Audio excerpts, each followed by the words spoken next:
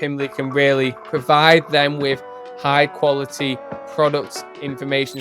You're looking at the kits and the bundles as well, and it just furthers the complexity of what these organizations are having to manage. We're not just talking about product information here, it's all of these supporting digital assets.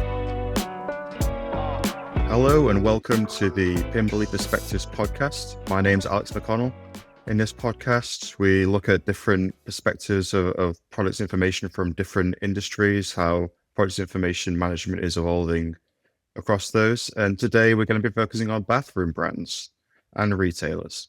And to join me today to talk about that, my colleague, Alex Phipps. Alex, welcome to the podcast. Could you introduce yourself and tell us a bit about what you do here at Pimberly? Hi Alex, thank you for having me on today. So, brief introduction to myself. I'm one of the account executives here at Pimberly. We verticalized the wider building materials space probably around 2.5 years ago now. And part of that was KBB, and within that, of course, bathrooms.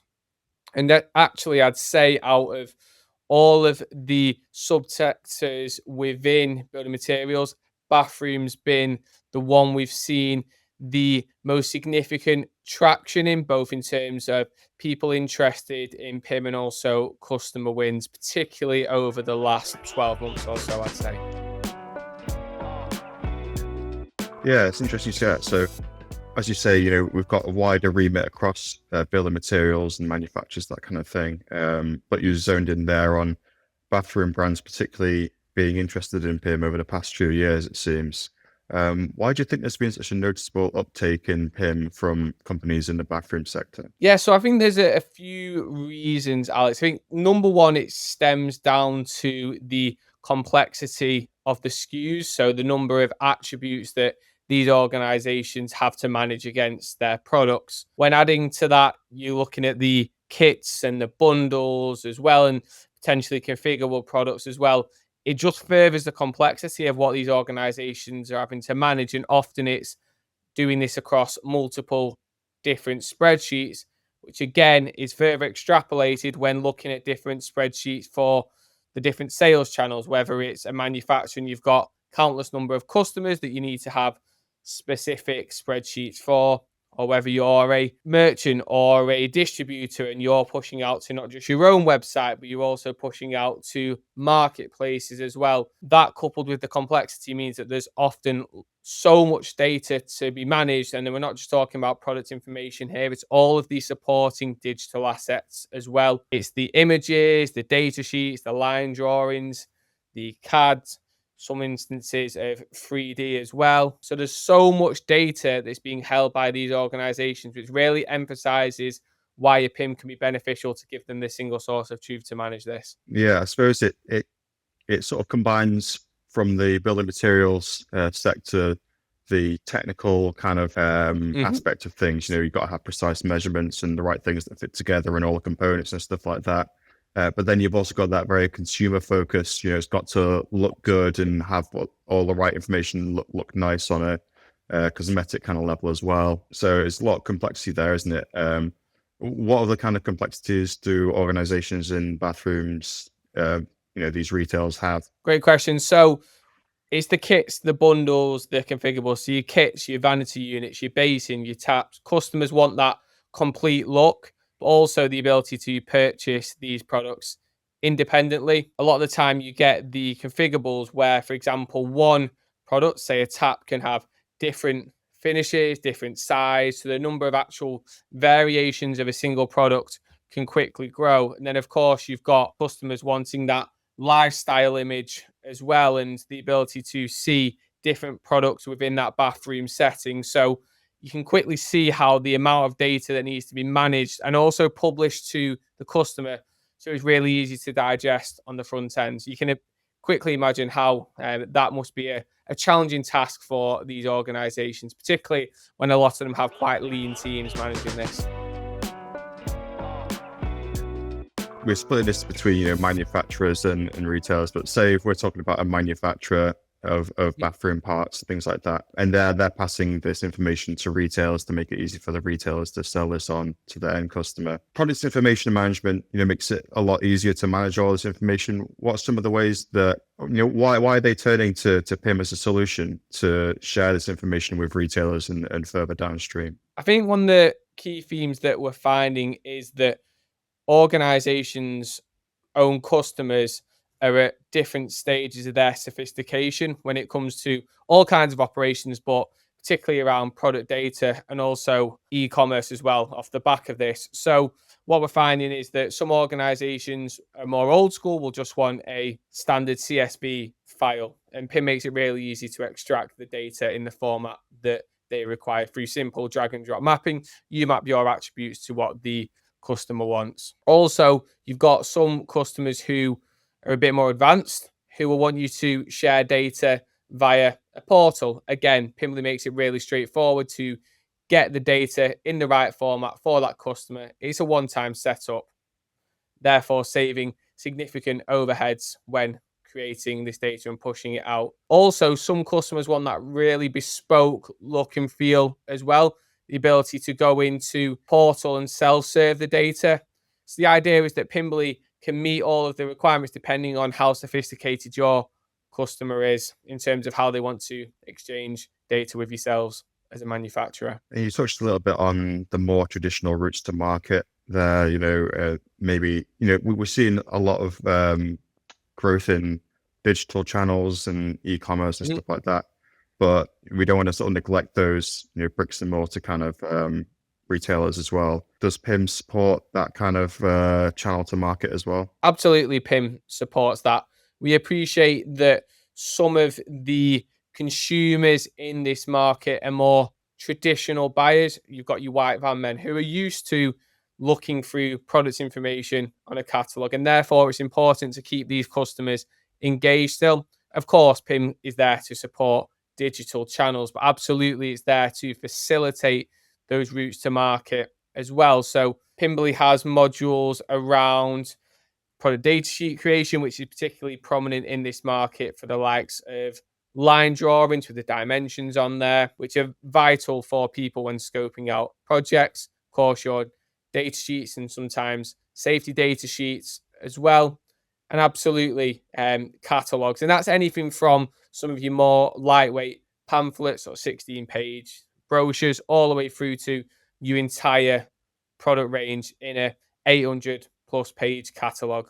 So yes, PIM does support this. And an interesting one as well is also sales enablement as well. A lot of people in this market still have that relationship with the rep over the phone who they work with. And the idea is that Pimberly can really provide them with high quality products information so they can provide the customer with that great service as well. The ability to access all of the detailed attribution against the product at a click of a finger. And also as well, we're seeing in branch the ability to use the e-catalog functionality that Pimberly provides in conjunction with big commerce to actually build out those cross sells and the upsells, particularly if the person working in branch perhaps isn't a product expert. It's about leveraging the data that's been through that enrichment process in the PIM where those relationships are built out. Yeah, I guess it's important that it all comes from that central, that one source of truth, right? Because Absolutely. if you're a retailer, you've probably got parts and components from multiple brands and things like that, and just having that unified place where it all lives and it's all using the same language as well. That's quite important to stop people from getting too confused, and especially when you're working on a project, like you say, like you're building a bathroom project, you want parts from different places. It's really helpful to have that information in the same format, the same place, isn't it? Absolutely. And full confidence in the integrity and accuracy of that data as well is vital for this market. Yeah. So coming up in conversations that you're having, day to day with bathroom brands, are you seeing any other trends popping up around product data? What are people talking about in this industry right now? I think anyone in this industry will be aware of the focus on packaging data due to the plastic packaging tax regulations that were released last year. So I'd probably say going back 24 months ago, did it come up in conversation?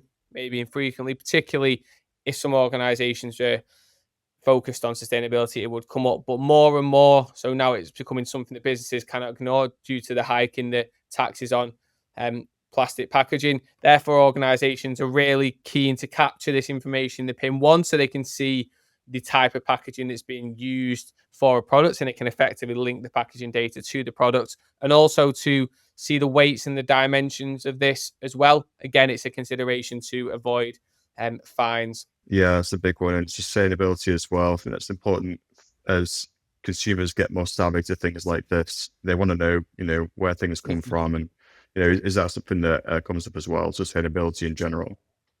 Yeah, absolutely. So the origin of the materials that are in a product, also the journey it's been on as well. People are interested in that, the type of the material. These are all things that people are really focused on.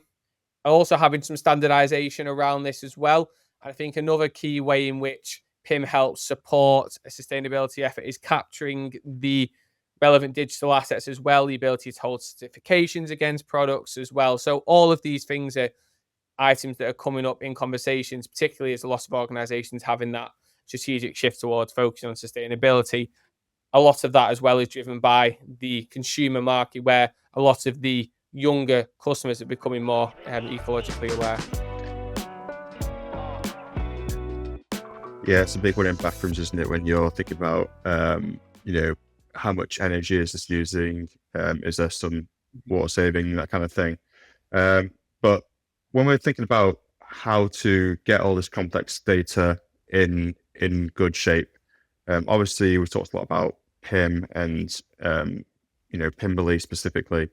But before you even get that far, what are some 2 or 3 things that a bathroom brand could do to get their product data into the best shape before they even go down this route? Yeah, good question. So I think some of the things that organizations can be doing is looking at standardizing their attribute set. So if you have a variety of different products that you sell, say for example, you sell showers and also toilets, have a think around which attributes you would want as standard per range. The more standardization you've got going into the PIM, and also the more enrichment that you have as well, will really assist with this. And going back to what we discussed earlier around some of those product relationships, the kits, the bundles, spare parts, accessories, configurables, all of these sorts of things, the more you can do to map these out and have a think about these in advance of a project, the more it'll enable you to, oh, sorry, the quicker it'll enable you to hit the ground running when it comes to PIM implementation. I'd also just have a think around where you're pushing this data out to and any particular requirements that certain channels will have in terms of the data. These are some of the key things that I would say that organizations should consider. Of course, it'll be a lot easier to do this once you've got a PIM, hence why a lot of these organizations are interested in talking to PIM providers. But these are some of the things that you can have a think about in advance.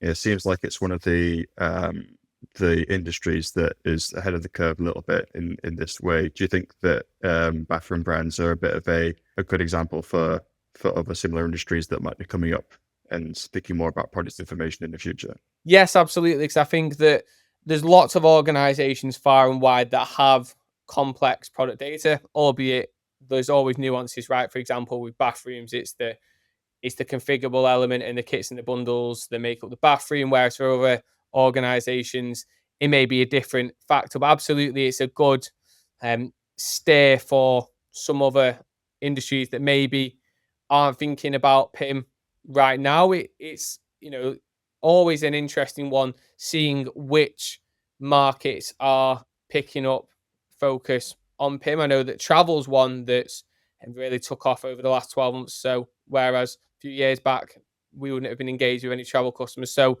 there's absolutely lessons that can be taken from bathrooms. Where any organization really that's got either a large or complex product range with varied routes to market, 100% would benefit from at least exploring what a PIM could do for them as a business. Absolutely, sounds good. Well, thanks very much, Alex. Covered quite a lot there in a short space of time. But yeah, thanks for joining me. Thanks to the listeners for joining as well. If there's anything else you want to know about how bathroom brands can take control of their products information and the benefits of doing so, then please do get in touch, leave a comment, leave a review and subscribe to the podcast as well. But we'll see you next time. Thank you very much.